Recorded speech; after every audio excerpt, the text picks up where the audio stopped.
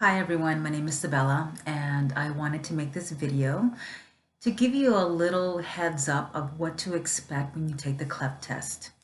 Now, I took the CLEP test for Spanish Level 1 and Spanish Level 2.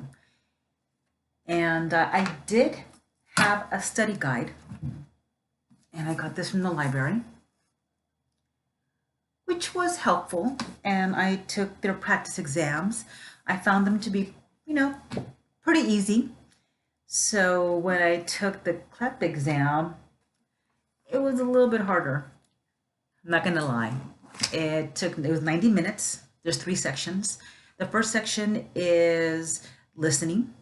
So you listen to a conversation, you have multiple choice after the conversation is over, and you don't get to hear the conversation again. You only get to hear it once. So I would recommend taking notes, which I did.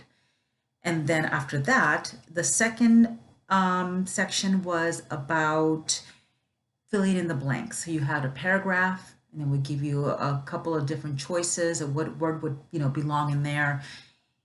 So then that was the second section. The third section, which was a little bit more difficult for me, it was you actually had to read like 3 to 4 paragraphs, and then you had to then there was multiple choice, and you had to like figure out what it meant, what it said.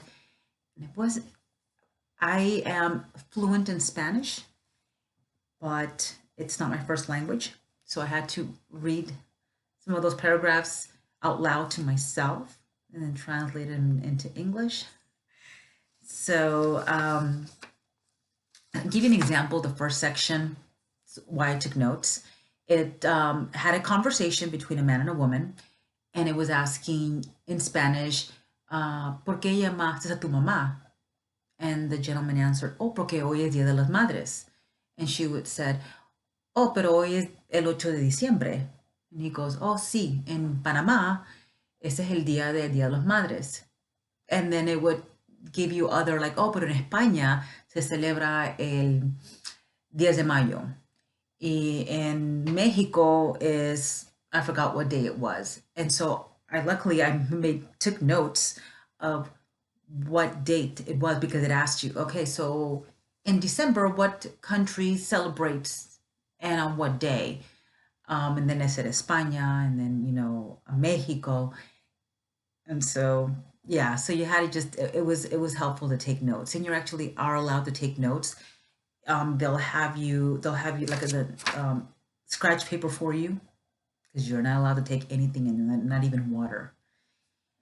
So it said here, to pass level 1, you needed to get a 50. To pass Spanish level 2, you needed a 63. And luckily, I got a 70.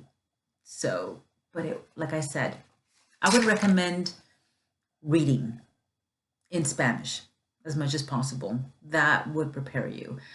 Like I said, it's not my first language. I am fluent in Spanish.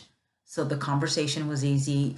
Filling in the blanks was easy, but then reading, and some of this was like historical literature, and you needed to understand like the centuries and all that, and who is this person. So like I said, I found it a little bit difficult. I used every minute. You had 90 minutes to complete, and I literally was done with 2 minutes to spare. So I really hope this is helpful. Like I said, I did watch some other videos, but I feel like I didn't really get that much information that like really prepare me. But yeah, and you don't want to have to retake it. It cost me around $140 to take. It is stressful mentally. You're sitting there with these headphones, and people are walking around to make sure you're not cheating in any way. Yeah, so good luck. Take the official study guide. Just know that the study guide is a little bit easier than what actually happens in the CLEP test, but it does give you an idea. In the third section, the one that I had a difficult time, it actually would give you like a flyer of a certain business, and you needed to decipher what this meant, what that meant on the first section about the conversation, a woman would answer the phone and say, law offices of so and so, and then the whole conversation happens.